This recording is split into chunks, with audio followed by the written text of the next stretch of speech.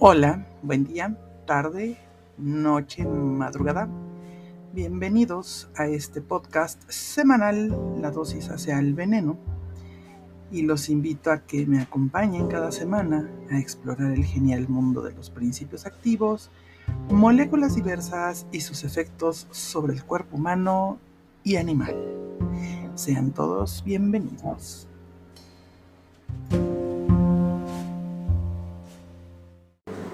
Y bueno, aquí estamos de nuevo.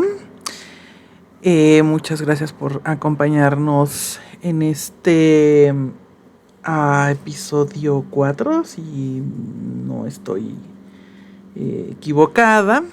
Nunca sé ni cómo me llamo.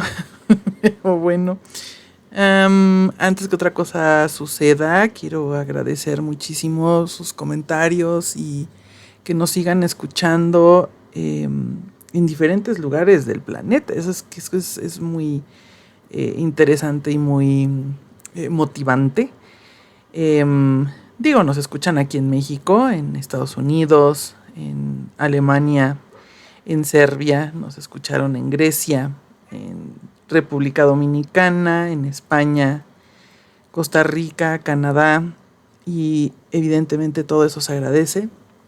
Qué padre que en todos esos lugares haya personas que les interesa y que hablan español, sobre todo, ¿no?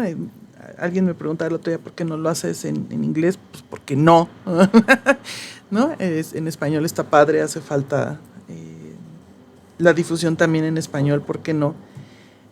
Aprendan español, es un idioma bien padre, ¿no? Pero bueno, pues muchísimas gracias y también gracias por los comentarios que recibimos en las diferentes plataformas. Y bueno, en respuesta a una de ellas, a una petición, el día de hoy me gustaría platicar con ustedes acerca de dos cosas importantes. Una, que es el uso de los AINES. Ahorita vamos a ver qué cosa es eso. Y por otro lado, un asunto que siempre me ha preocupado, ¿no? Que es la automedicación.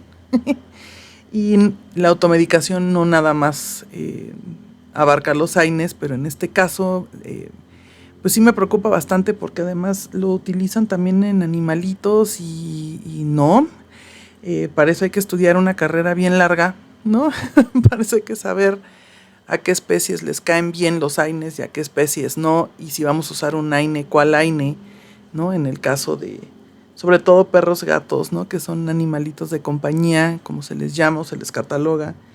Digo, ahorita ya salieron estas nuevas categorías de, ¿cómo les llaman ahora? Dios mío, así está mi cabeza en este momento, ustedes disculparán. Pero bueno, el punto es el siguiente, ¿no?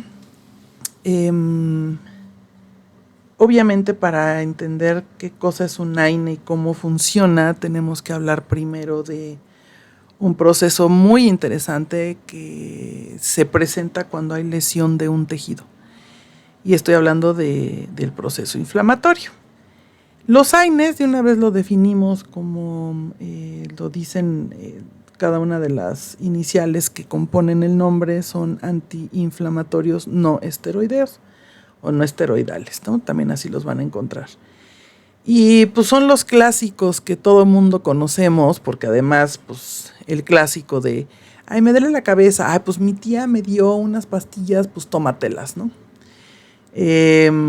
El prototipo, digamos, de los AINES, ¿no? A partir de esa molécula, bueno, se fue modificando hasta llegar a todas las variantes que conocemos y que tenemos hoy en día. Pero ese prototipo, pues, fue la aspirina, ¿no? El ácido acetil salicílico. Y como todos ustedes saben, se utiliza como precisamente antiinflamatorio, pero también como un analgésico, ¿no? Los analgésicos son medicamentos, son fármacos que están elaborados de tal manera que controlan uno de los 4 puntos cardinales del proceso inflamatorio, que es el dolor. Y ahorita vamos a ver cuáles son esos puntos cardinales, ¿no?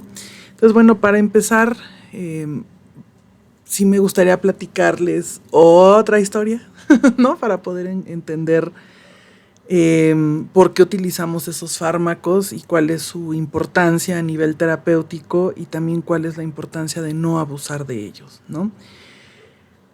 Entonces, bueno, como siempre vamos a empezar por el principio y les voy a contar otra historia, como, como la pasada, ¿no? El desayuno. Bueno, acá vamos a suponer que ya vamos a empezar con la tos. Vamos a suponer que, no sé, adquirieron una nueva bicicleta, están aprendiendo a patinar, qué sé yo, corrieron y brincaron y no aterrizaron dignamente. Me los puedo imaginar aleteando en el trayecto. El punto es que, bueno, azotaron cual res, ¿no? Y se dieron en alguna parte del cuerpo, ¿no? El brazo, el codo, la cara, las rodillas. Es clásico, ¿no? Que nos pelemos las rodillas, sobre todo de chamacos, ¿no? Por andar haciendo que nos creíamos de goma, y sí, de alguna manera lo éramos. Pues imaginemos esa raspada, ¿no? Se rompió el pantalón, si andábamos en short peor tantito, quedó algo de nuestro DNA embarrado en ese pavimento, en esas piedras, ¿no? En ese pasto, en ese lugar. Y suceden dos clases de eventos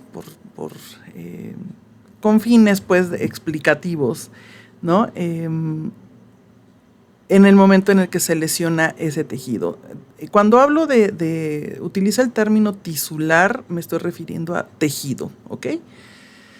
Recuerden que un tejido está conformado por células, ¿sale? Un montón de células, hay tejidos que tienen diversos tipos celulares, distintas estirpes celulares, también se les conoce así.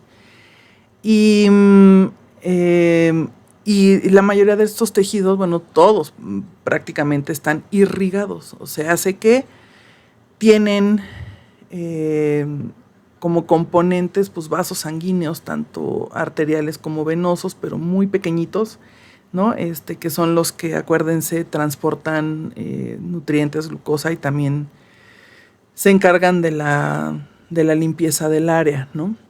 Del lado venoso, que recoge todo lo que, pues, metabolitos y todo lo que ya la célula, después de que hace su chamba y de que respiró y de que comió y de que eliminó lo que su existencia no necesita, ¿no? Pues tiene que reintegrarse al servicio de limpia, y esa es la parte venosa, ¿no? La sangre venosa. Entonces, bueno, imaginen ustedes que como mencioné en un principio, ¿no? Pues ya azotaron, ¿no? Cayeron perdiendo todo el glamour. Y entonces, bueno, pues hay lesión de ese tejido. Entonces, como les mencionaba, hay dos eventos que se dan a la par, ¿no?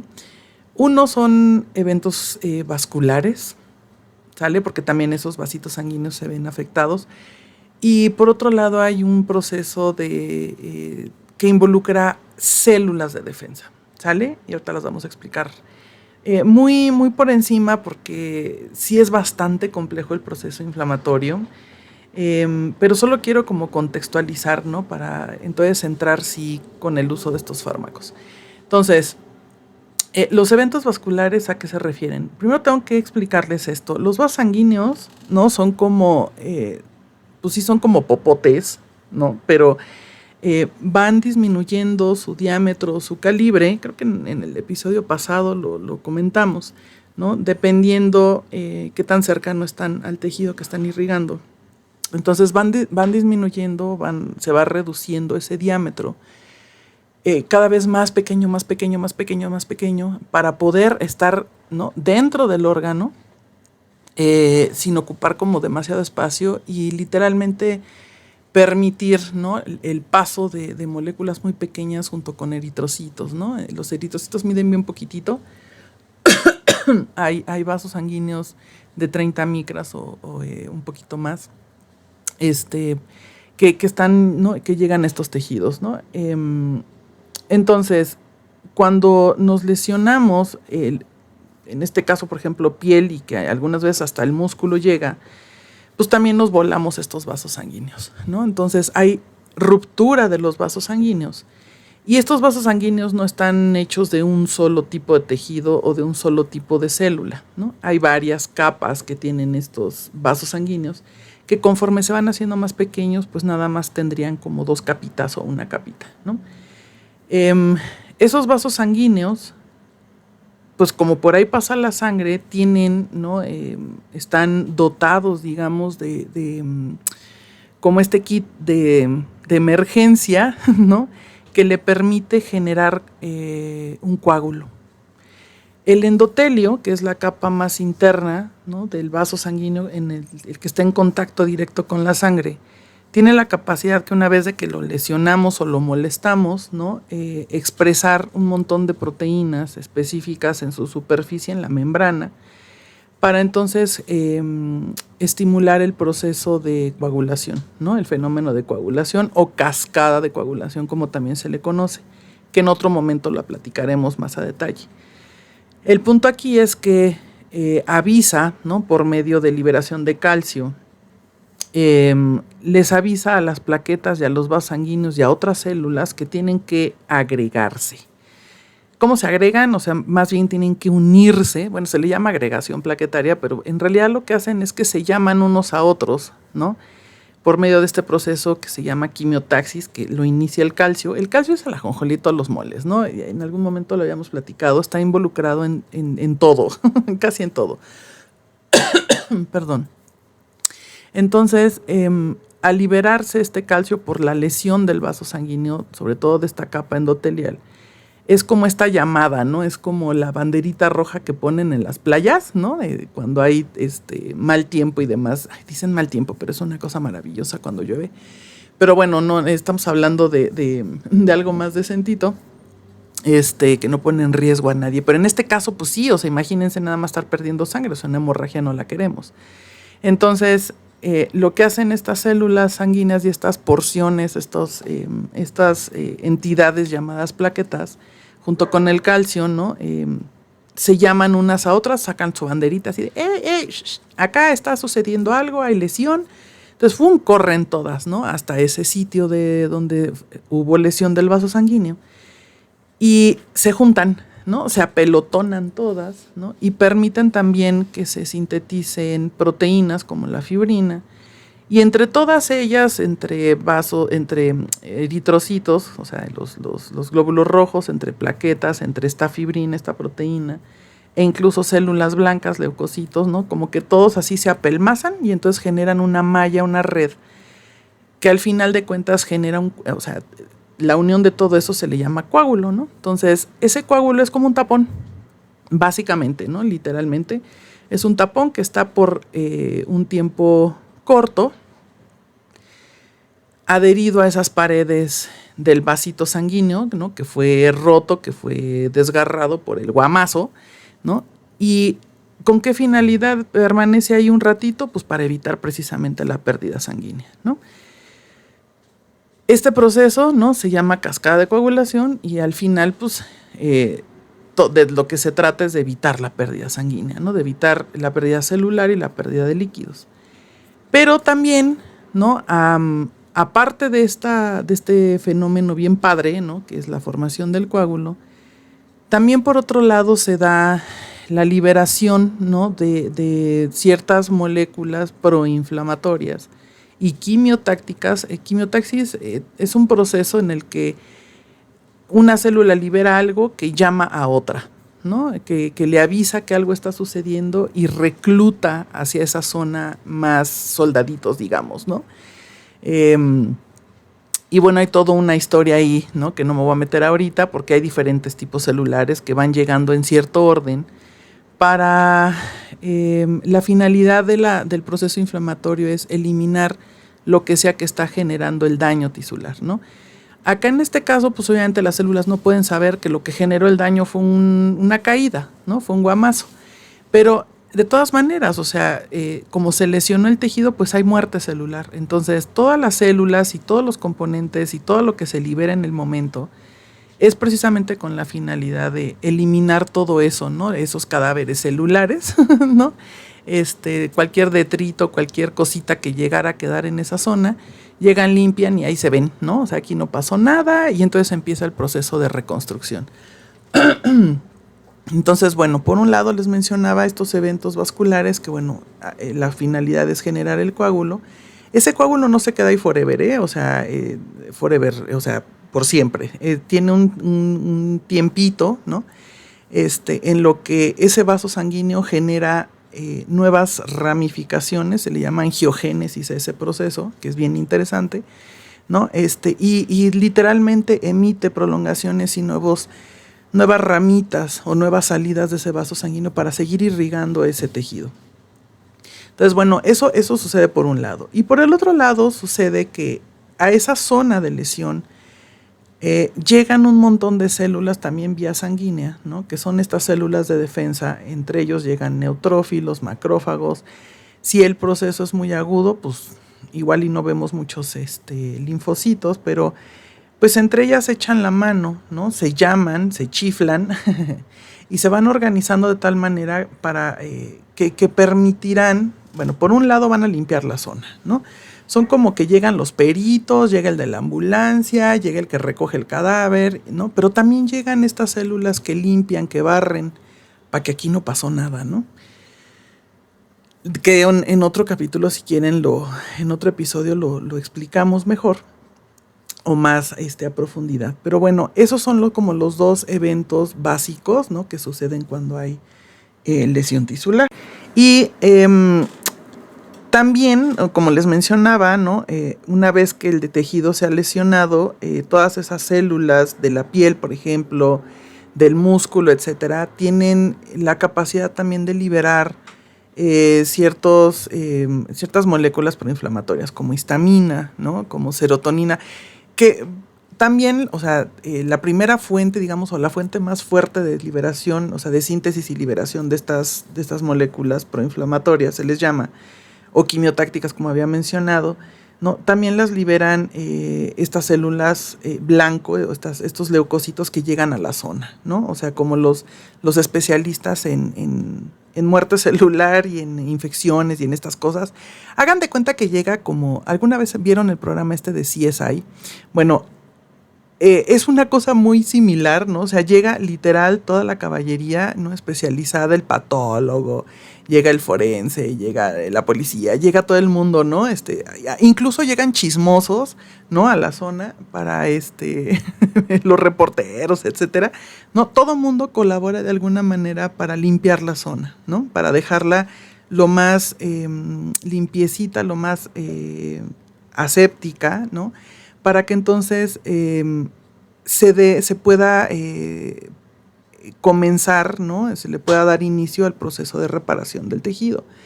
Claro, depende del tipo de tejido, ¿no? Que en otra ocasión hablaremos de eso, pero no todos los tejidos tienen la misma capacidad de hacer mitosis, o sea, de entrar en mitosis. La tasa mitótica es bien diferente dependiendo del tejido. Pero en este caso estamos hablando de un tejido lábil, ¿no? Así se les llama, como por ejemplo la piel, las mucosas, ¿no? Que son estas células que entran en mitosis todo el tiempo, ¿no? Y es muy rápido y se regeneran muy fácil. Hay otros tejidos que se llaman estables, que les cuesta mucho más trabajo, que lleva más tiempo, ¿no? Por ejemplo, el músculo esquelético, el hueso, ¿no? Que son tejidos mucho más complejos y que de hecho no se regeneran las células como tales, o sea, no van a ocupar las mismas células, ese espacio que dejaron células muertas, sino que hay otras más especializadas o hay tejido cicatrizal en lugar de las que estaban. En el caso de hueso, dependiendo el tipo de fractura o dependiendo el tipo de lesión. Pero bueno, ahorita no me voy a meter mucho en eso porque para eso voy a traer un patólogo prontamente. Y luego tenemos estos tejidos permanentes, ¿no? Como por ejemplo neuronas, no todas las neuronas, porque ya sabemos que hay algunas neuronas por ahí, sobre todo en hipotálamo, que es increíble, ¿no? Que se encontraron ciertos tipos celulares que sí son capaces de entrar en mitosis, ¿no? Que también eso es maravilloso, porque antes se creía que neurona con la que nacías, neurona con la que te morías, ¿no? Con esa cantidad de neuronas, a menos de que hicieras algo, te metieras algo, ¿no? O sufrieras un accidente y entonces estas pobres células se murieran. Pero ahora sabemos que, bueno, hay ciertos tipos neuronales que sí podemos suplir si llegara a haber muerte de estas células. Pero bueno, no en el caso de todas las neuronas. Entonces, bueno, regresando al ejemplo, ¿no? Estamos hablando de células lábiles. Entonces, pues ya se dio, ya nos dimos el guamazo, ya se rompió el vaso sanguíneo ya entró, activó la cascada de coagulación, ya se formó este taponcito, este coágulo para evitar hemorragia y pérdida evidentemente de sangre, células, etcétera. Pero también por medio de otros vasos sanguíneos, porque no nomás llega uno a la zona de lesión o a cualquier parte de los tejidos, hay varios vasos sanguíneos, ¿no? Empiezan a llegar estas células, ¿no? Especializadas en defender la zona, en limpiar la zona y en permitir entonces la limpieza para que entonces se dé el proceso de reparación. Hasta ahí, no me voy a meter en el proceso de reparación porque esa es otra historia y ese sería otro episodio bien interesante.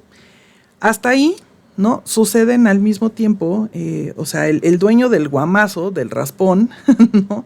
Se entera, no nada más porque lo está viendo, ¿no? Porque pues obviamente hay ciertos signos o ciertas evidencias que nos hacen saber que hay un proceso inflamatorio. ¿Cuáles son estos puntos, ¿no? que pues nos enteran que algo está sucediendo? A eso se le llama puntos cardinales o signos cardinales de la inflamación, ¿no? Todo este proceso del que les estaba hablando es parte del proceso inflamatorio, ¿sale? ¿Cuáles son estos signos? Tenemos el rubor, calor, tumor, dolor, y hay un quinto que me interesa también siempre mencionar, que es pérdida parcial o total de la función de ese tejido, de ese órgano, de esa articulación, de ese diente, de esa nariz, de lo que sea que se haya lesionado. A ver, rubor quiere decir, ¿no? Que se pone rojita la zona, ¿no? ¿Y por qué se pone rojita la zona? Y no me dejarán mentir que cuando se machucan un dedo, se dan un guamazo, se pone rojo, ¿no? Porque precisamente están presentes estos eventos vasculares, ¿no? Entonces, literal, llega más sangre a esa zona, ¿no? Llegan más células, que van a defender ese espacio, ese lugar lesionado, y por eso se va a ver así ese enrojecimiento, a eso le llamamos rubor. Ese es uno de los signos cardinales del proceso inflamatorio. El otro es el calor, ¿no? Y el calor se da también por una respuesta. El sistema nervioso, ¿no? Suele, porque obviamente se entera de que algo está sucediendo, es como el mago de Oz, ¿no?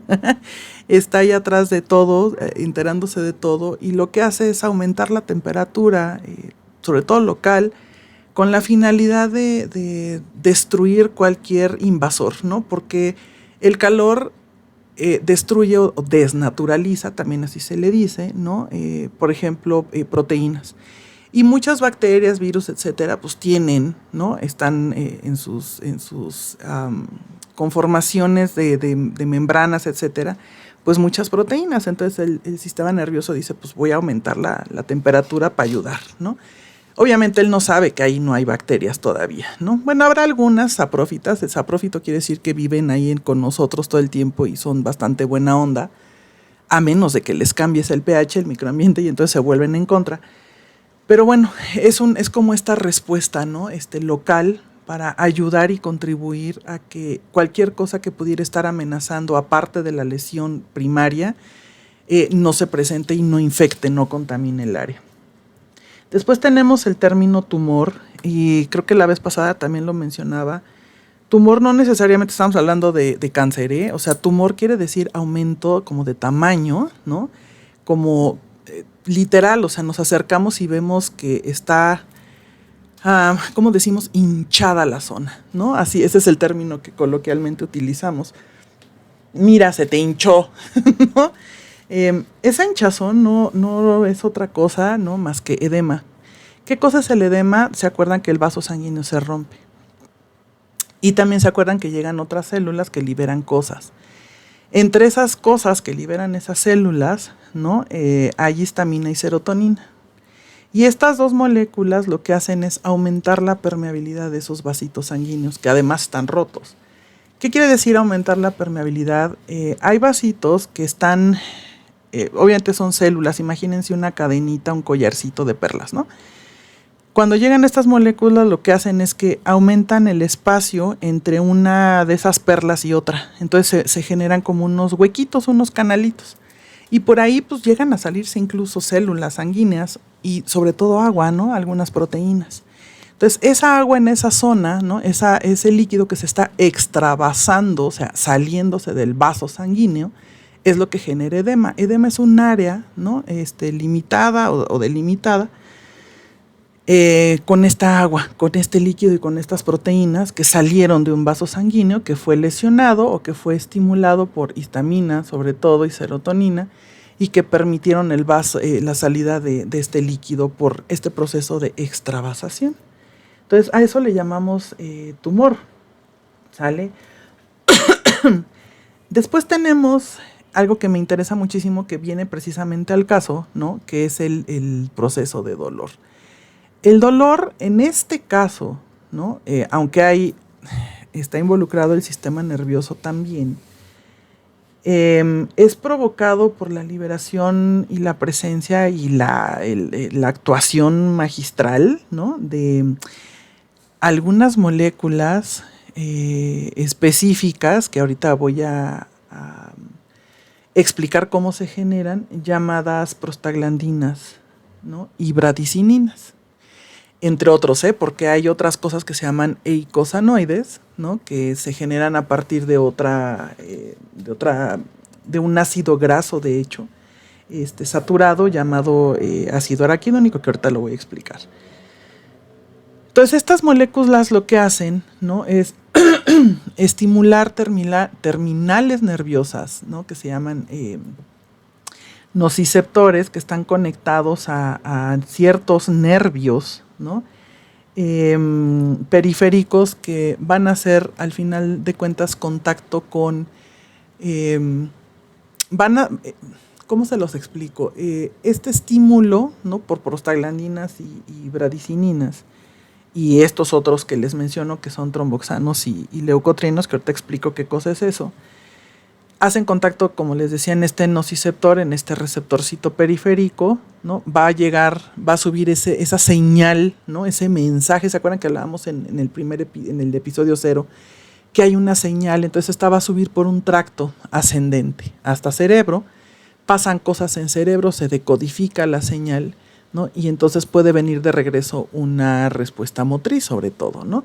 Pero bueno, esa es la forma en la que el cerebro se entera que algo está pasando, ¿no? Y eso es lo que genera el dolor. Aquí hay algo bien interesante que necesito explicar. El cerebro no duele.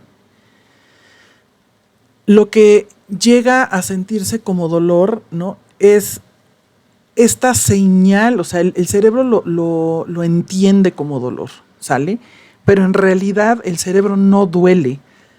Ustedes pueden picarle así a alguien anestesiado de otra forma, pero consciente, ¿no? Puede ser una tipo de anestesia que el individuo está consciente pero no siente en el cuerpo nada. Tú le puedes picar el cerebro y bueno, lo único que va a hacer mover algo, no se le va a cerrar el ojo, etcétera, pero el cerebro no duele, en el cerebro no hay terminales sensitivas, no hay nada de esto, ¿no? Y tampoco hay terminales motrices, eso lo hacen extremos, ¿no? Periféricos, no sé si me explico.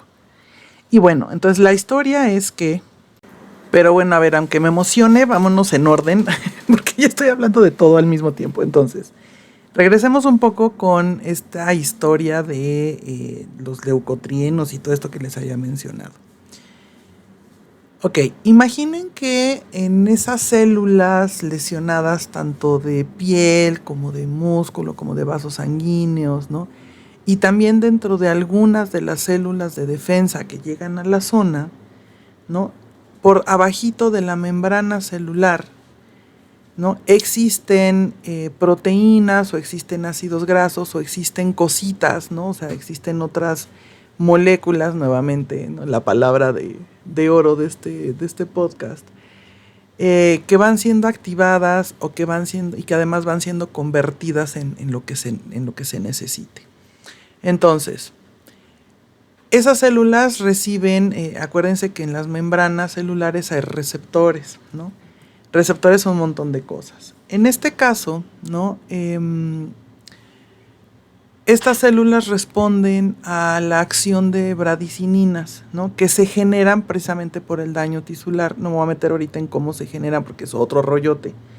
Pero esa bradicinina llega a ciertos receptores de estas células, ¿no? De estas membranas celulares, de todas estas células que mencioné antes, y son capaces de activar una cosa que se llaman segundos mensajeros, que no son otra cosa más que, les mencionaba, estas proteínas o ácidos grasos, ¿no? Que están dentro de la célula, por eso se les llaman ya segundos mensajeros. El primer mensajero siempre es el ligando, siempre es esta molécula que viene de afuera, ¿no? Que viene, se produjo desde otra célula, desde la misma célula, y llegó a este receptor, y todo lo que haga contacto con estos receptores de membrana se les llama ligandos o primeros mensajeros, por decirlo de alguna manera. Los segundos mensajeros son todos estos que están dentro de las células, ¿sale? Que ya tienen como la acción de amplificar y de realmente traducir el mensaje que dio el primer mensajero, aunque suene a pleonasmo, ¿sale? Entonces, estas bradicininas, por ejemplo, o bradiquininas, dependiendo cómo lo encuentren en los libros, ¿no? Van a hacer contacto con sus receptores en estas membranas de estas células. Y eso va a activar, ¿no? A estos receptores, y lo que va a suceder es que van a activar, ya sea por medio de fosforilación o de hidrólisis o algún proceso químico que no nos vamos a meter ahorita, ¿no? A un segundo mensajero que se llama fosfolipasa A2. Esa fosfolipasa A2, ¿no? Lo que va a hacer es movilizar otro segundo mensajero que está ahí abajito de la membrana, que se llama ácido araquidónico. Y ese ácido araquidónico ya movilizado, ¿no? Está, digamos, como disponible para que otras dos enzimas, 3 enzimas en realidad, lleguen y lo conviertan en cosas, ¿no? ¿Qué cosas? En estos factores proinflamatorios, ¿no? Llamados leucotrienos, tromboxanos y prostaglandinas, que van a ser liberados por estas células, que lo que van a hacer estas moléculas es reclutar más células para que lleguen a limpiar, ¿no? Pero también van a liberarse al medio para avisarle al sistema nervioso que algo está sucediendo. Es que es maravilloso. Ahora, todo esto se da en cuestión de nada, o sea, son minutos.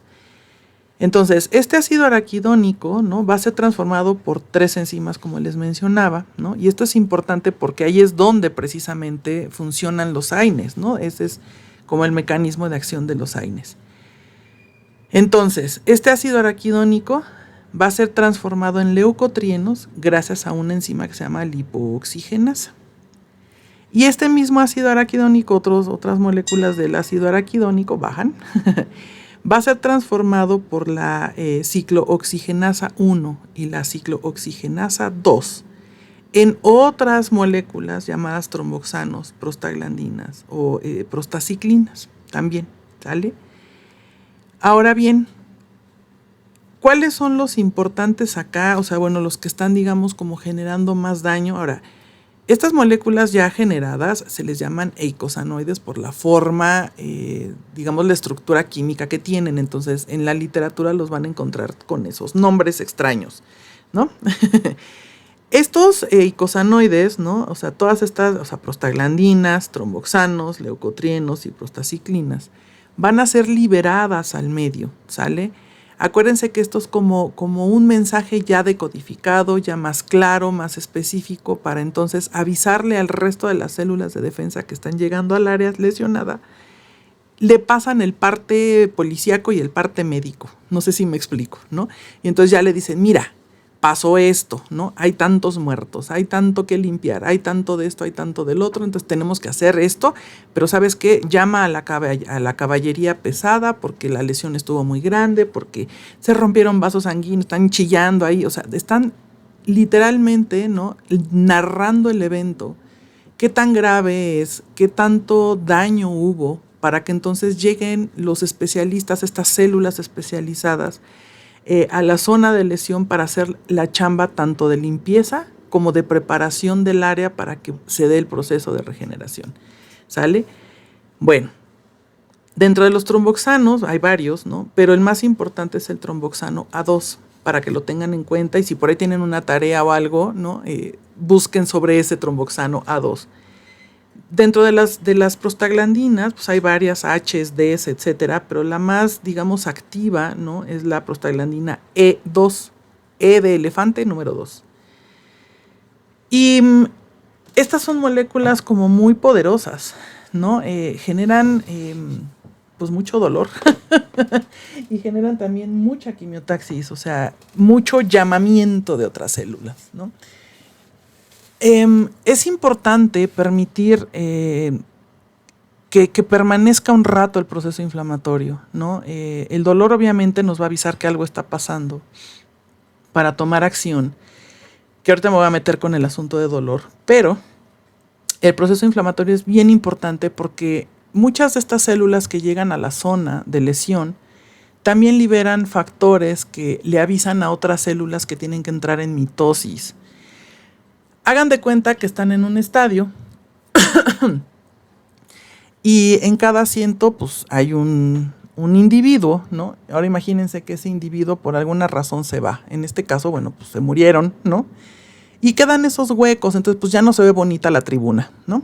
Entonces tenemos que llenar esos huecos con alguien más, pero además tiene que ser alguien que agarre igual la onda, que eche porras, que se sepa todas las canciones del equipo al que le van, etcétera. O sea, tienen que suplir ese espacio con alguien que dé el mismo ancho, ¿no? Y que le vaya al mismo equipo que el que se fue, ¿no? Por decirlo de alguna manera.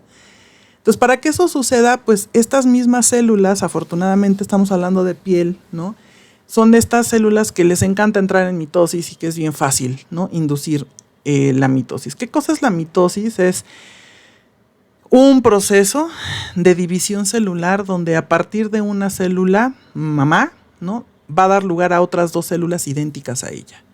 Pues qué padre, ¿no? Eso es lo que queremos y además lo queremos rápido porque pues, el partido sigue y entonces hay que echar porras, ¿no? Entonces, si no se permite el proceso inflamatorio, si todo esto se detiene así de tajo, el proceso de reparación se va a dar increíblemente lento y en muchas ocasiones no va a suceder. Y no podemos andar por la vida con una herida sangrante constantemente, ¿no? Que se nos vea ahí el músculo porque va a acabar contaminándose, ¿no? Ese tejido lo necesitamos lo más estable y lo más continuo que se pueda, ¿no? Sin esta clase de lesiones, sin esta clase de acceso, por ejemplo, a bacterias o a hongos, a parásitos, etc. Perdón.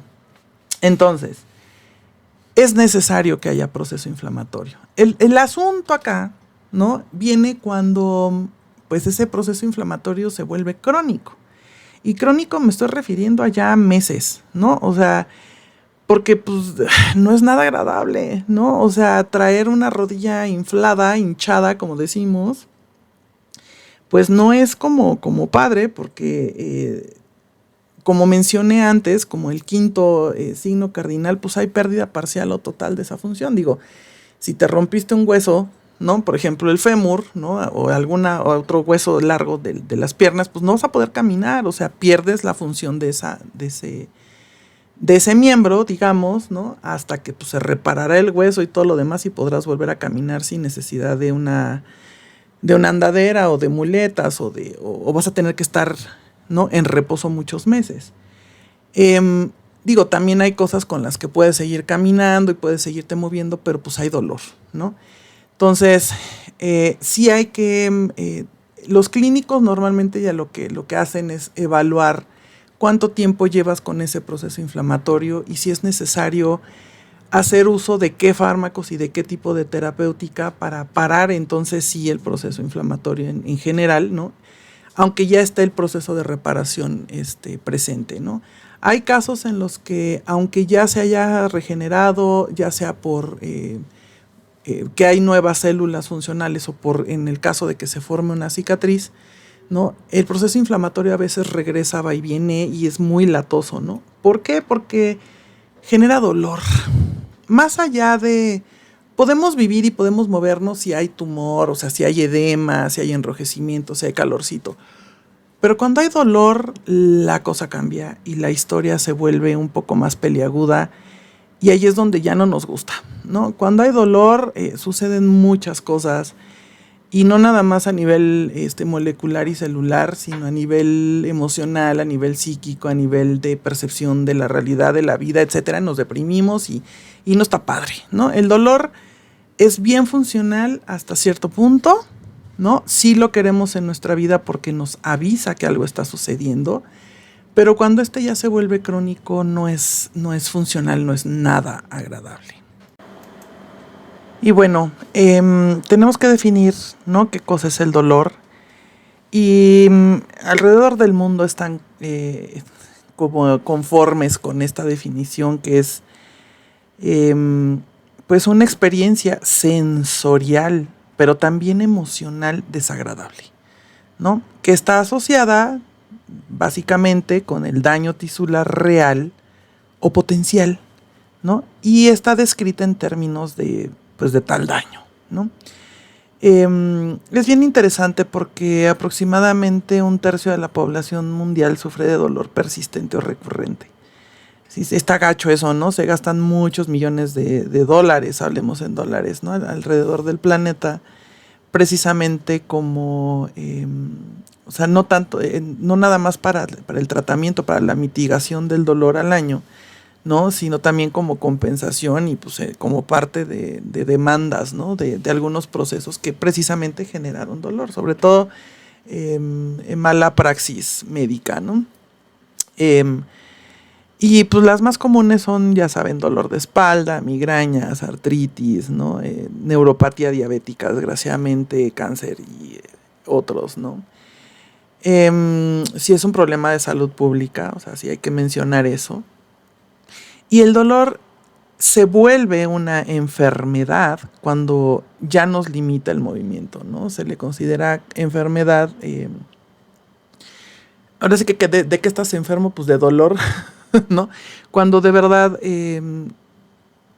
su presencia es total y absolutamente afuncional, ¿no? Y nos limita, nos coarta libertad, ¿no? No nada más de movimiento, sino pues es que repercute en todo, ¿no? En el proceso cognitivo, en el proceso emocional, etcétera, ¿no? Y bueno, las consecuencias, ¿no?, del dolor es que pues no nos podemos mover, como mencionábamos, ¿no? Hay como la activación de muchas otras, de otros muchos fenómenos o ejes, como se les llama en medicina, se les conoce, ¿no?, que repercuten, por ejemplo, en la respuesta metabólica, ¿no?, en el sistema nervioso central y en el simpático, sobre todo, que yo siempre digo que de simpático no tiene nada, ¿no? También hay repercusiones en el sistema o en la respuesta inmunológica, etcétera, ¿no? El dolor básicamente se clasifica de la siguiente manera, ¿no? Se le llama dolor, está el nociceptivo, ¿no?, que es que también se le conoce como de alarma. Está el dolor inflamatorio, que es precisamente lo que estamos platicando en este momento. También se conoce al dolor como neuropático, ¿no? Esa es otra clasificación. Y está finalmente el dolor funcional, ¿no? Así lo definió un tal Wolf en el 2004, ¿no? Y hasta la fecha se utiliza esa clasificación. Probablemente hay otras muchas a nivel clínico, ¿no? ¿Y a qué se refiere cada uno de estos, no? El dolor nociceptivo es como más de señalización, pero en realidad no hay un daño directo a los nervios, por ejemplo. Y ahorita voy a definir todos estos, ¿no?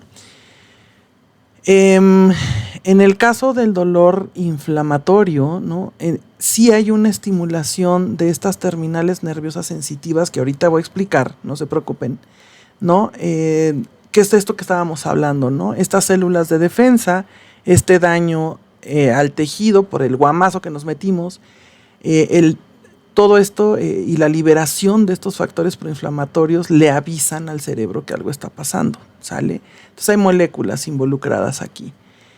Luego está el dolor neuropático, que básicamente, ¿no?, tiene que ver con la lesión directa al nervio. Esto es bien común cuando, por ejemplo, hay compresión de algún nervio, por ejemplo, el ciático, o algún nervio de una pierna, o cualquiera de los nervios periféricos que salgan a cualquier nivel de la columna vertebral, que se ven involucrados, que se ven pellizcados, ¿no?, que limitan el movimiento, hay mucho dolor. Cuando son descomprimidos, madre mía, se vuelven locos, ¿no? Y entonces el paciente está padeciendo también mucho dolor. A eso se le llama neuropático, que involucra directamente daño tisular, pero en este caso al nervio, ¿no? Y luego está este dolor funcional que se le llama, que no hay nada, ¿no? No hay proceso inflamatorio, no hay daño real del tejido, sin embargo se siente dolor. Y aquí podríamos hablar de procesos un poco más complejos, que igual y no me da tiempo de platicarlo en este momento, pero podemos abordarlo en otro episodio. Siempre van a decir, siempre dicen, es que esta mujer, o sea, siempre deja todo para después, pero es que de verdad es tanta información y también no los quiero marear, porque todavía nos falta hablar de los AINES y de cómo actúan, ¿no?, y de la automedicación. Entonces yo creo que toda esta clasificación del dolor y todos estos mecanismos más a fondo los vamos a dejar para después. Pero bueno, sí les quería dar como este contexto, porque sí, es muy importante, ¿no?, entender por lo menos esto, para poder entender cómo carambas funcionan los AINES, ¿no? Hay otras clasificaciones que tienen que ver con el tiempo de evolución, con la fisiología precisamente del dolor, cuáles son las causas, ¿no? Según la localización, según el tiempo de evolución, ya lo había mencionado, ¿no? Que bueno, vamos a ver después. Pero ahorita sí me interesa simplemente hablar, y muy, muy así por encimita, de la transmisión del dolor, ¿no? Imaginen que, ¿no?, andan loqueando y andan coqueteando y andan en este asunto de conquistar, ¿no?, ya sea al galán o a la galana, dependiendo del caso, ¿no? Se bajan del carro y pues como están rete nerviosos, nerviosas, pues ponen la manota ahí donde está la puerta del carro y la cierran, pero pues se queda la mano entre la puerta y el coche, ¿no? ¿Cómo creen, no, que, o sea, qué sería lo ideal hacer? Pues obviamente retirar la mano, ¿no? O sea, pegar un grito, ¿no? Es liberar la mano de ese aplastamiento, pues para que no haya más daño, ¿no?, a los tejidos. Pero ¿cómo se va a enterar el cerebro si lo que está prensado es la mano, no el cerebro, ¿no? Y el cerebro, como les menciono, no duele. ¿Ok? Entonces, hay todo un proceso que lo voy a mencionar de verdad ahorita, muy rápidamente. Por centímetro cuadrado de piel, ¿no?, tenemos unas terminales nerviosas perdón, llamadas nociceptores. Son neuronas modificadas, especializadas, que son capaces de sensar, es que cualquier estímulo, desde el estímulo térmico, el estímulo, por ejemplo, de presión mecánica, o sea, si ustedes presionan o aprietan algo, hay nociceptores especializados en presión, ¿no? Por ejemplo, en cuántas libras o cuántos kilos, ¿no?, activan a un nociceptor mecánico, ¿no?, de presión mecánica. Hay nociceptores, ¿no?, que captan, por ejemplo, químicos, que captan mentol, que captan, por ejemplo, la capsaicina, que es el principio activo, uno de los tantos que tiene los picantes, el chile, por ejemplo, ¿no? O sea, hay nociceptores como para todo, ¿no? Estos que captan, por ejemplo, temperaturas específicas. Hay unos que van de 0 grados Celsius a 4, ¿no?, o a -4, y hay otros que sensan de 4 a 8, y, o sea, así hay para todo, ¿no? La naturaleza es fantástica, así nos hizo. Y entonces, dependiendo del estímulo, ¿no?, ese nociceptor va a captar esa información. ¿Y qué es lo que va a hacer? ¿No? Imagínense que la lesión, ¿no?, que nos hicimos, está en esa rodilla. Bueno, ahí hay nociceptores que están ya sensando, ¿no?, tanto la presión de la caída como la liberación y la presencia de esas prostaglandinas, de esos leucotrienos, de esos tromboxanos, ¿no?, de esas bradicininas. Y estas bradicinenas lo que van a hacer, o sea, todas estas moléculas van a activar a ese nociceptor, y el nociceptor está conectado a una neurona, ¿no?, de primer orden, que se le llama, que va a llegar, pasa primero por una cosa que se llama ganglio de la raíz dorsal, ¿no?, ya muy cercana a la médula espinal, ¿no? O sea, hasta allá va a ser el viaje ese nervio periférico hacia cerebro, ¿no? Entonces, va a llegar primero a la médula espinal, va a subir por el asta dorsal, es una porción de la médula espinal, para llegar hasta cerebro. ¿A dónde? Pues a la corteza cerebral, sobre todo al lóbulo prefrontal, ¿no? Y a otras áreas, o sea, no... Lo voy a simplificar lo más que pueda, pero es un poco más complejo que esto. Pero bueno, no importa. O sea, la idea es como que me sigan en este trayecto de la información, ¿no? A estos tractos, así se les llama, ¿no? Conformados por estos nervios que suben y que llevan la información sensitiva, ¿no? Se les llaman tractos ascendentes o también tractos aferentes. Y siempre esos son sensitivos. Los que suben, los que llegan hacia cerebro, los que vienen de afuera hacia adentro, hacia arriba, ¿no?, son tractos ascendentes, sensitivos o bien aferentes. Una vez que en cerebro se entera, ¿no?, que tienes la mano entre la puerta y el coche, ¿no?, se decodifica esta información, y entonces la respuesta tiene que ser, ¿no?, obviamente con la finalidad de subsistir, ¿no?, de salvar ese tejido, de estar a salvo, ¿no? Entonces la respuesta casi siempre es, bueno, más bien la respuesta en este caso es motriz, es motora, ¿no? Y entonces viene la respuesta de regreso. Ahora viene de bajada, ahora es motriz y ahora se le llama eferente. ¿Sale? Entonces, lo que sube es sensitivo, se le llaman vías aferentes o vías ascendentes. Y las que bajan en respuesta a esa decodificación de ese primer estímulo, ¿no?, lesivo, se les llaman eferentes, son motrices y son descendentes. Entonces, en respuesta a todo esto, ¿no?, la final, o sea, ahora sí que el fin de la historia en este sentido es que tú vas a mover la mano, ¿no? Vas a intentar sacarla de entre la puerta y el coche, ¿no? O si pones la mano en la estufa, pues, o sea, imagínense nada más, ¿no? O sea, en lo que la tienen ahí, se entera esto pasa en milisegundos, gente, o sea, chavos, chavas, ¿no? Quien me está escuchando, esto pasa rapidísimo. No nos podemos estar ahí, imagínense, ahí en lo que tienes la mano en la estufa, calentando la tortilla y se te está incendiando. Pues no, tiene que ser algo bien, pero bien rápido, ¿no? Entonces la transmisión del dolor, ¿no?, tiene todas estas fases, que es la transducción, la transmisión, la modulación también se modula, ¿no?, en el proceso, y después viene la percepción y al final viene la respuesta motriz, ¿no? Que de verdad les prometo que en el siguiente episodio o en uno de los siguientes lo platicamos. Entonces, después de todo esto, ¿no?, que involucra, bueno, neuronas de primer orden, de segundo, de tercer y cuarto orden ya en cerebro, en corteza cerebral, ¿no? Acuérdense, es el nociceptor o el receptor, neurona de primer orden, ganglio de la raíz dorsal, ¿no? Llega a médula espinal, sube, ¿no?, gracias a una neurona de segundo orden, llega al tallo encefálico, pasa por tálamo, en una neurona de tercer orden, hasta que llega a corteza cerebral ya en una neurona de cuarto orden, ¿no? Las vías sensoriales, las aferentes, las sensitivas, ¿no? Y entonces ya después hay una respuesta motriz, ¿sale? Que después también hay fases y también hay tipos y hay otras cosas, ¿no? Y bueno, esta es la forma en la que nos damos cuenta que algo está sucediendo. Entonces, el dolor, al final de cuentas, si lo vemos como un aliado para que nos enteremos que algo está sucediendo y tomemos cartas en el asunto y hagamos algo para salvar ese tejido, pues está muy bien. El problema es cuando este dolor persiste, ¿no?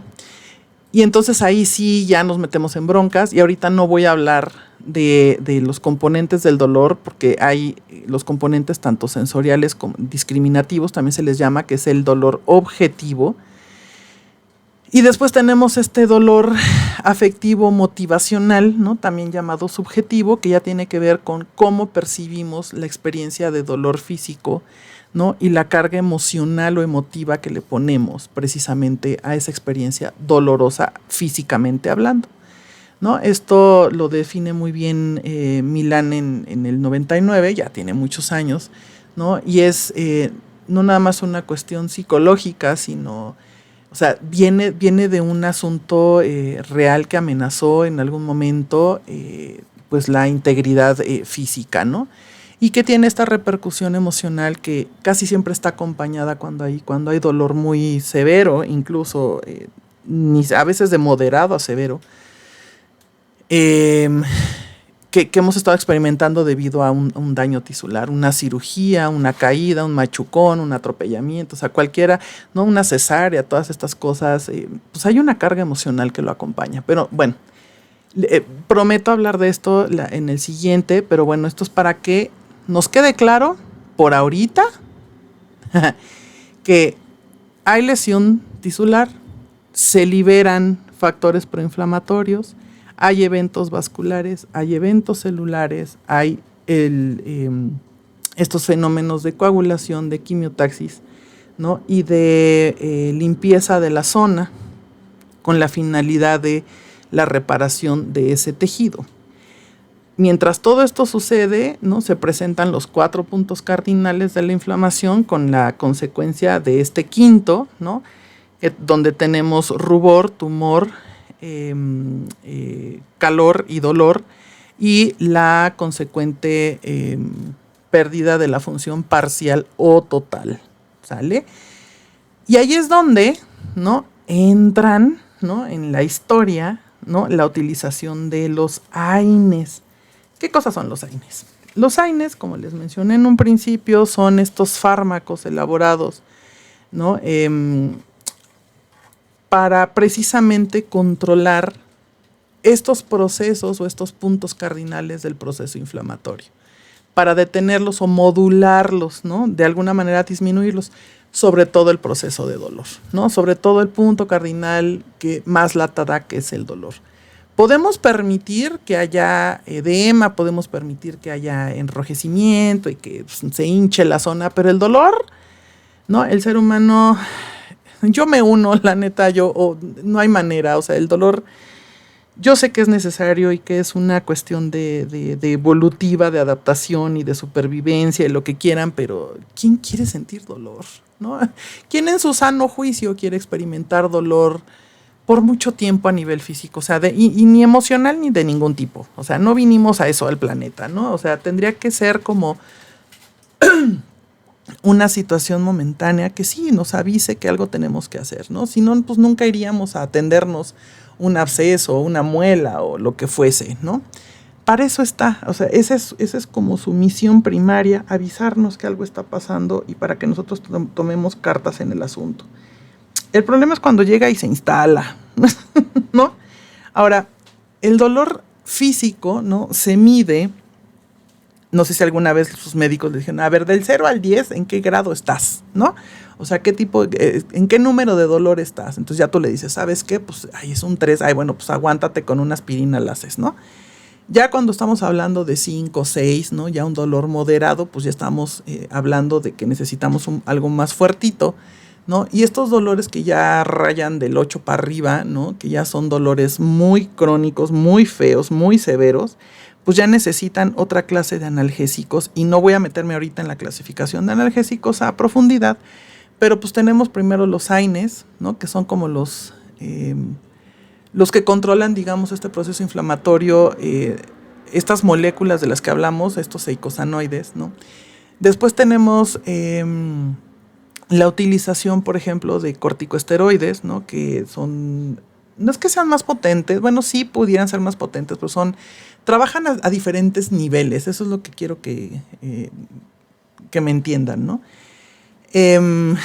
Y ya en el tercer escalón, la Organización Mundial de la Salud habla de escalones, ¿no? De el escalón 1, el 2 y el 3, y habla sobre la utilización o de ciertos fármacos, de ciertas familias de fármacos que podemos ir añadiendo o podemos ir sumando para lograr una efectividad. A veces, bueno, lo deseado es del 100% de analgesia. Analgesia es lo contrario a sentir dolor, ¿no? O sea, es evitar o quitar el dolor, pues de preferencia en su totalidad, ¿no? Ya el escalón 3, ya estamos hablando de cosas fuertes como derivados de opioides, no sé, hidrocodeína, morfina, etcétera, ¿no? O sea, cosas ya más fuertitas. Entonces, hablando de dolores como un poco más tolerables, tal vez, ¿no?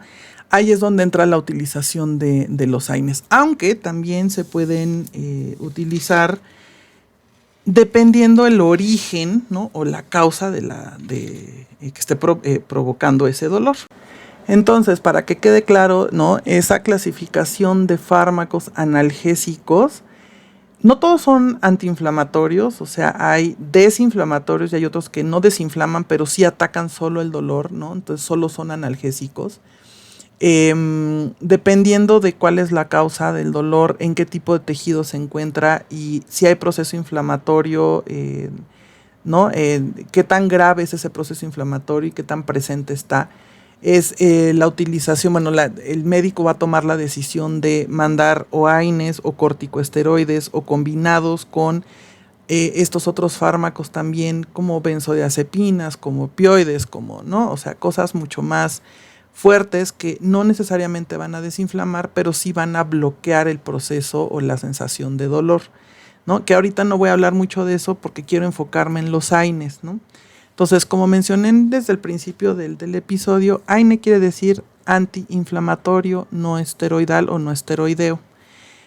Se le llama no esteroideo porque han oído hablar de la cortisona, de la prednisona, de la betametasona, de la dexametasona, ¿no? Estos principios activos actúan inhibiendo la respuesta inmunológica, ¿no? Inhibiendo a estas células que llegan a esa zona de lesión. Entonces, si tú inhibes a esas células, o sea, evitas que lleguen, ¿no? Pues no hay chisme, ¿no? O sea, no se libera ninguno de estos factores inflamatorios provenientes de estas células. Sí se van a liberar del tejido que fue dañado, pero no de estas células que son capaces de perpetuar, ¿no? O de llevar a más tiempo el proceso inflamatorio. Entonces, esto es para casos donde de verdad urge, ¿no? Detener la respuesta inflamatoria. Por eso los AINES no hacen esto. Los AINES trabajan a nivel de el bloqueo de enzimas que generan estos factores proinflamatorios. Y los corticosteroides trabajan a nivel, sí, de alguna enzima por ahí, ¿no? Por ejemplo la lipoxigenasa, pero sobre todo trabajan a nivel de bloqueo de respuesta inmunológica, ¿no? Bloquean la activación de estas células. ¿Sí ven la diferencia? Entonces, bueno, regresando a los AINES, ¿no? Hay una lista, seguramente ustedes la han oído mencionar, y porque además la anuncian a cada rato. En todos los botiquines caseros los tenemos y luego ni sabemos qué hacen, ¿no? Como por ejemplo, bueno, aspirina, ¿quién no tiene una aspirina en casa? Ahora ya están compuestas y traen hasta cafeína y otras cosas, ¿no? ¿Se acuerdan que les platiqué la historia de una muy mala experiencia con las cafeaspirinas en mi vida? Pero bueno, tenemos por ejemplo el ácido acetilsalicílico, se los mencioné, ¿no? El ibuprofeno, a mí me encanta el ibuprofeno para tratar ciertas afecciones como pues, dolores de cabeza, ¿no? Procesos, por ejemplo, de dolor muscular o cosas así un poco más leves, a veces dolor de dientes, ¿no? No estos graves, por ejemplo, de cuando te sacan una muela o te hacen una endodoncia, digo, ahí sí ya se requiere un poquito más específico, un poquito más fuertito. El naproxen, por ejemplo, que es buenísimo, pero hace hoyo en el estómago, igual que el acetilsalicílico, están cañones. El ketoprofeno, por ejemplo, que funciona súper bien para relajar músculos, sobre todo cuando hay desgarres y estas cosas, es fantástico. De preferencia intramuscular profundo, porque sí, la pastilla hace hoyo en el estómago, ¿no? Tenemos el diclofenaco sódico, el etodolaco, la indometacina, ¿no? El piroxicam, por ejemplo, ¿no? El meloxicam. El meloxicam es interesante porque ese sí lo toleran perritos, gatitos, pero hay que saberse bien las dosis, ¿no? Tenemos, por ejemplo, la fenilbutazona, el Droxicam, Híjole, o sea, ahora sí que dirían los gringos, you name it, ¿no? Em, Ninguno de estos, salvo el Meloxicam, se puede utilizar en perros o gatos, ¿ok?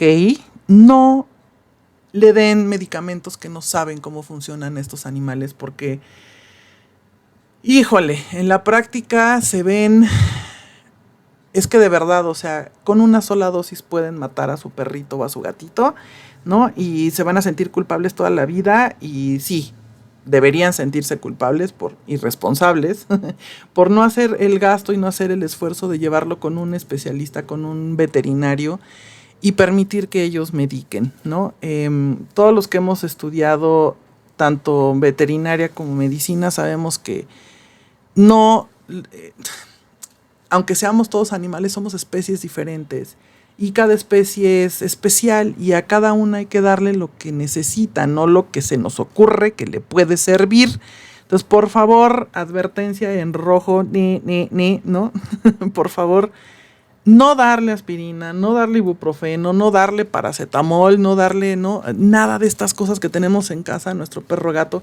Llévenlo al veterinario, por Dios santo, échenle una llamada a un colega, si son veterinarios por ahí, de verdad, o sea, no hagan tonterías porque de verdad, y además las muertes son muy dolorosas y son horribles. Entonces no queremos eso. Entonces, bueno, todos estos, ¿no? ¿Dónde trabajan?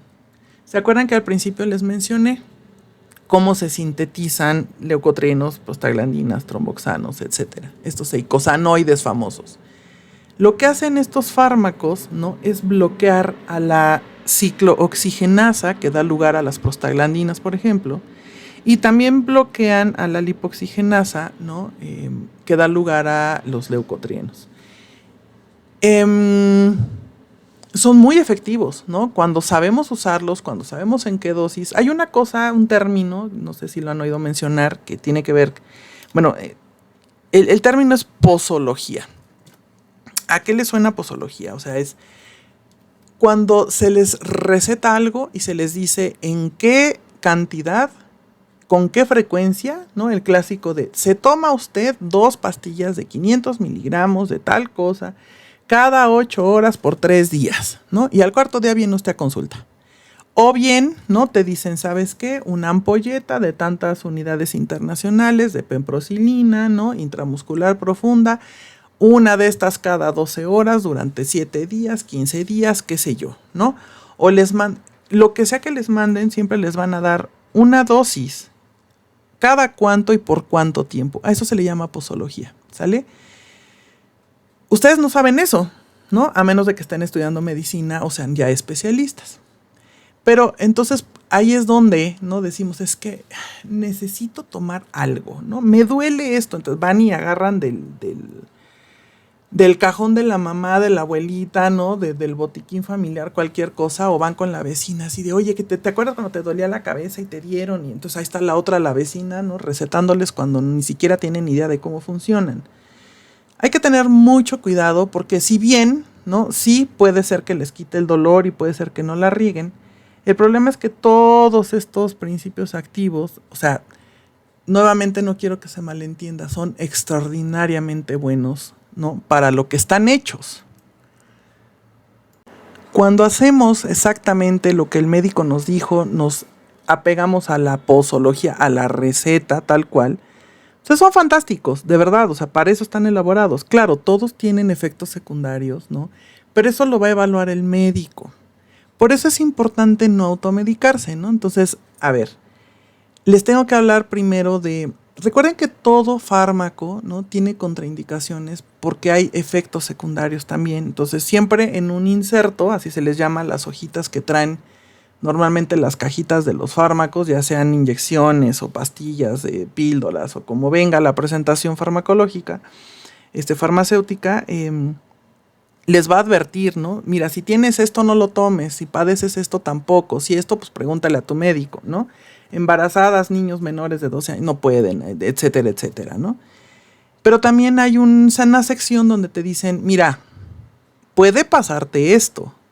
Y también hay una sección donde dicen, cuando usted abusa de esto, puede pasar todo esto. Bueno, pues en el caso de los AINES, ¿no? Cuando se utilizan indiscriminadamente o para cuando no son, no venía al caso usarlos, pues desgraciadamente tenemos reacciones adversas, ¿no? Variadas. Primero están bueno, no, las voy a mencionar no por orden de importancia, pero de verdad créanme, son bien comunes todas estas, ¿no? Una de las reacciones adversas es a nivel de gastrointestinal, ¿no? ¿Qué puede haber ahí? Ulceración. ¿Qué cosa es una ulceración? O sea, literalmente se hace un hoyo, ¿no? ¿En donde? En el estómago, y es la cosa más dolorosa del mundo, ¿no? Y ese hoyo, pues puede obviamente generar hemorragia, ¿no? Puede infectarse, o sea, es que no quieren dolor. O sea, están tomando algo para el dolor y se están generando un hoyo en el estómago, ¿no? O en los intestinos. O sea, pues como que no viene al caso, no tiene lógica alguna, ¿no? Entonces, cuando hay ulceración, pues puede haber perforación total del estómago, de todas sus capitas, ¿no? Y sangrado. Esto es bien común, de un 2 a un 4% en la clínica, tal vez ahora más porque la gente suele automedicarse cada vez más. Hay un aumento en el riesgo, sobre todo en pacientes con antecedentes de úlcera péptica, ¿no? Esta úlcera de las que les menciono. Entonces, si ya la tienen, pues, o sea, los AINES hay que ir con un gastroenterólogo especialista, ¿no? Siempre, para que te diga, ¿sabes qué? No, creo que vía oral no, yo creo que más bien te la ponemos por otra vía de administración, pero también en algún momento va a pasar por hígado. Entonces hay que tener mucho cuidado, hay que tomar en cuenta muchísimas variantes para poder recetar una cosa de estas, ¿no? Hay intolerancia, ¿no? También a otros AINES. Se corre el riesgo de generar cierta, no nomás la intolerancia, sino alergia, ¿no? Puede generar también enfermedades como esofagitis, ¿no? Es inflamación del esófago, pancreatitis. Nadie quiere que el páncreas se le inflame. Créanme, el páncreas es súper delicado y es bien peligroso, ¿no?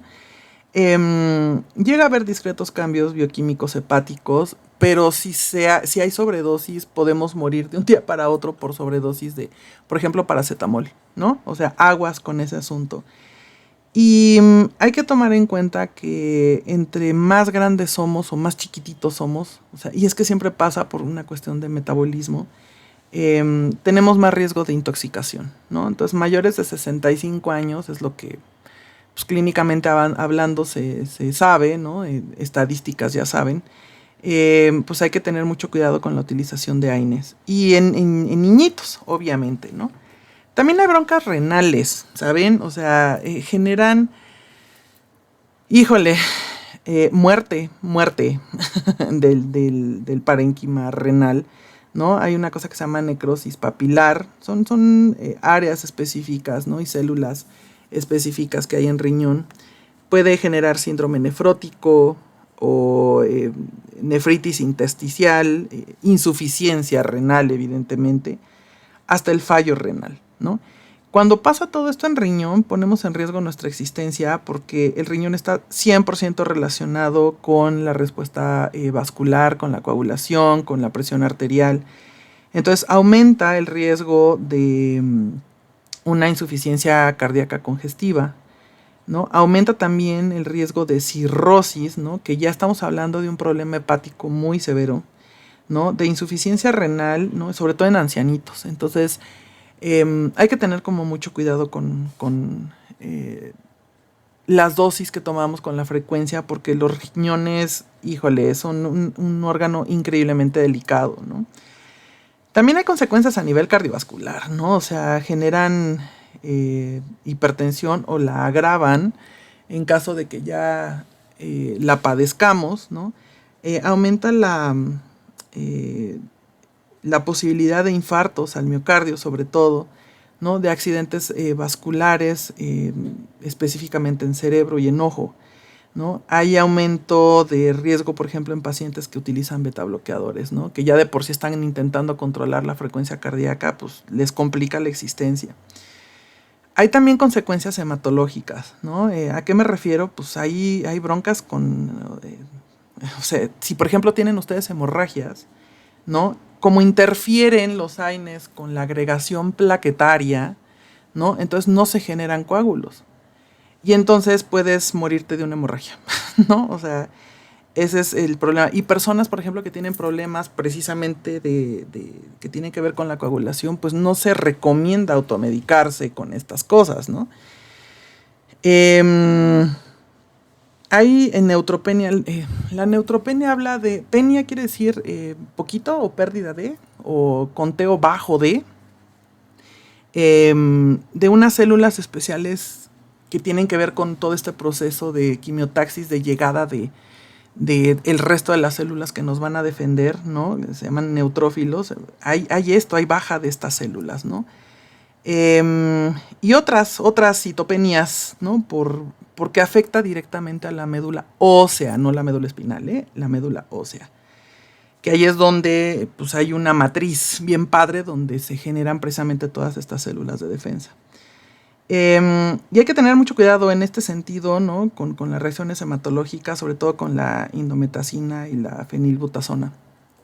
Son como las que más dañan el proceso de respuesta inmunológica. También hay broncas como a nivel respiratorio, o sea, te pueden agravar el asma, ¿no? Te pueden generar rinitis, alergias, anafilaxia. A nivel dermatológico también, ¿no? Te puede dar eritema multiforme, que no es otra cosa, los médicos sabrán, no es el síndrome Steven-Johnson. Podemos generar angioedemas. No me sé bien el mecanismo de enfermedad en este caso, pero puede haber fotosensibilidad e incluso urticaria, pero bueno, la urticaria es precisamente por la anafilaxia, ¿no? La anafilaxia no es otra cosa más que alergia. Y al final, bueno, pues, y no porque sea menos importante, ¿no? Tenemos también reacciones a nivel del sistema nervioso central, ¿no? Desde cefaleas, o sea, no es otra cosa más que dolores de cabeza, pero también pueden llegar a generar depresión, confusión, irritabilidad, pérdida de la memoria, incluso alucinaciones, fíjense, y trastornos de personalidad, ¿no? Híjole, estos mecanismos también sería interesantes explicarlos en algún otro momento. El ibuprofeno, bueno, pues hay que tener mucho cuidado, sobre todo cuando hay riesgo de meningitis asépticas, ¿no? Hay que tener como mucho, pero mucho cuidado. Entonces, como pueden ver, o sea, no es cualquier cosa, ¿no? El clásico de, ay, me duele algo, me regalas una aspirina, o sea, no, hay que tener mucho cuidado con esto. Hay contraindicaciones, ¿no? Personas que tienen problemas hepáticos, que ya tienen problemas cardíacos, que tienen una hipertensión grave no controlable, que tienen problemas renales, o sea, nefropatías, así se les denomina, que ya tienen hemocitopenias, o sea, baja de algún tipo de célula sanguínea, ¿no? Está contraindicado. O tendría que dárseles o administrárseles intrahospitalariamente para estar monitoreando precisamente estas cantidades celulares.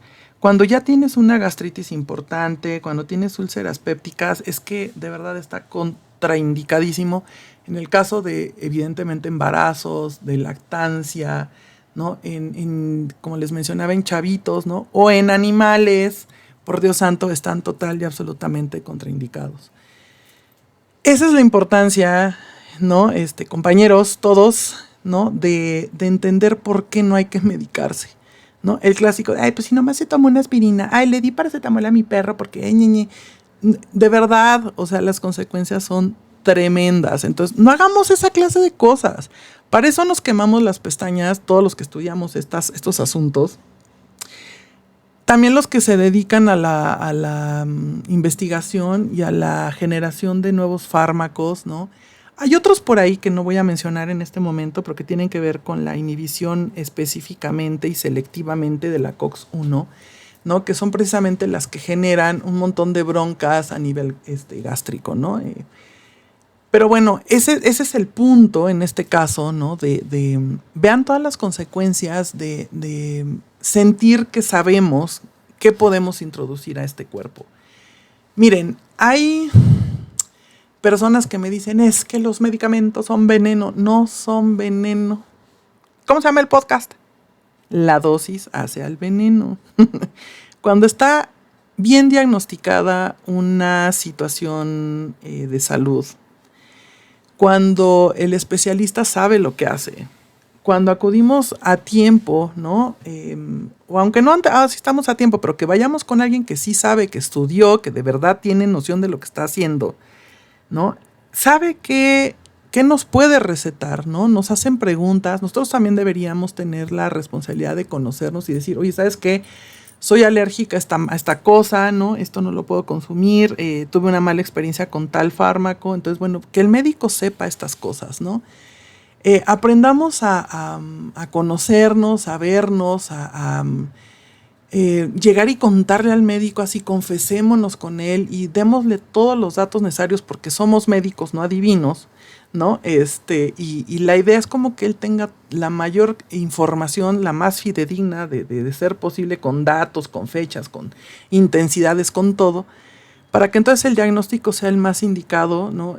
Obviamente el clínico, el que se dedica a clínica, ¿no? Yo no me dedico a hacer clínica, yo me dedico más bien a proceso de tanto a investigación como a difusión o a docencia, ¿no? Pero los que sí dan consultas, ¿no? Los que sí están en contacto directo con todo el tiempo con pacientes, tienen ciertos protocolos, ¿no? Y entonces hay que ayudarlos, hay que darles toda esta información necesaria para que entonces el tratamiento sea el más indicado, el más adecuado, el más eficiente, ¿no? Para nosotros y el más personalizado. Y de verdad, o sea, evitemos a toda costa, ¿no? Salir y comprar algo que no sabemos ni cómo funciona solo porque lo anuncian, ¿no? Estos antigripales, etcétera. O sea, es que todo de verdad, si no está indicado por un especialista, corremos riesgo de intoxicaciones y de cosas mucho más graves, ¿no?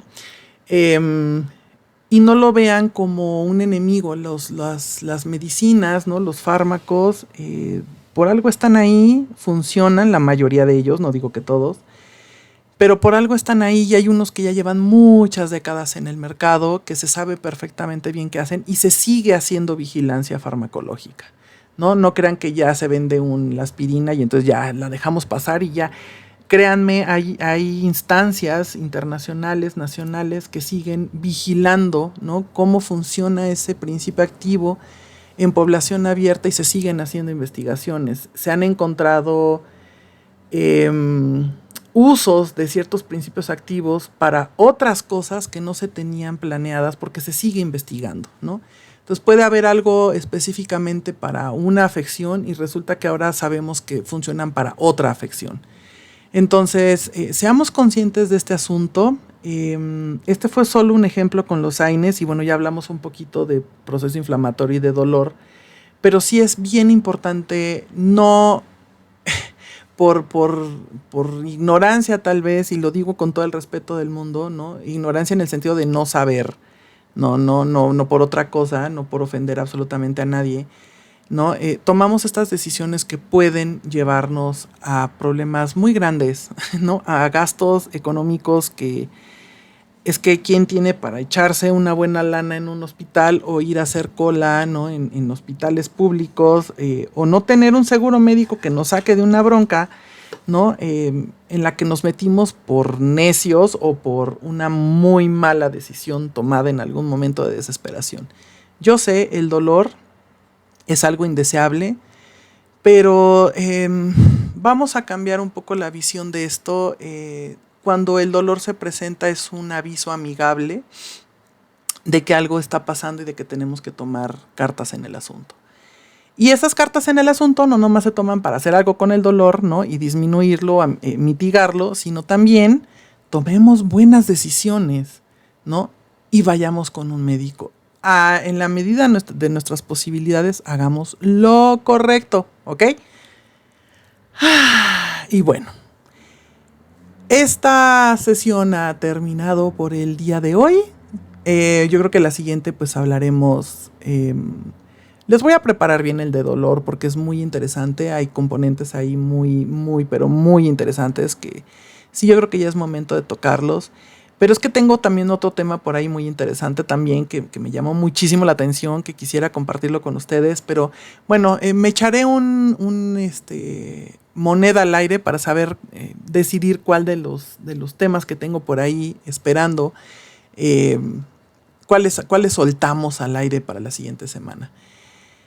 Muchísimas gracias por su atención, por el tiempo, de estar aquí acompañándonos, por sus comentarios, por seguir presentes cada viernes, por aguantar también pues las pausas y probablemente no haya como mucho ruido emocionante atrás, o quién sabe, ¿verdad? Quién sabe qué oigan ustedes, pero no importa.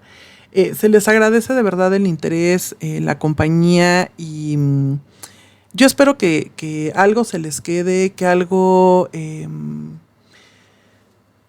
les aporte, ¿no? Y que les facilite la vida, no que vivan con miedo.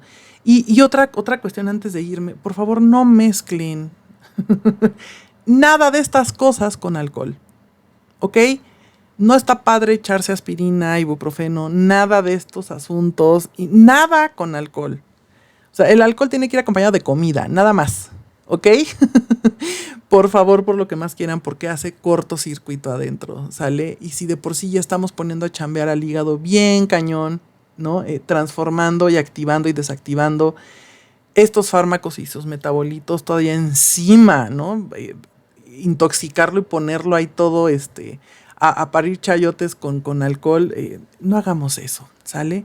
El alcohol, como ya lo platicamos, interfiere con un montón de cosas, con un montón de funciones, pero también con principios activos, ¿no? Antibióticos, antidepresivos, ansiolíticos, y lo que ustedes gusten y manden, no se llevan con alcohol, ¿ok? Lo único que se lleva con alcohol es un buen mariachi, un buen concierto de metal, ¿no? Una noche romántica y unas carnitas. ¿Ok? Es con lo único que se lleva el alcohol. Por favor. Les agradezco muchísimo. Pásenla bien padre. Y nos estamos escuchando la próxima semana. Chao, chao.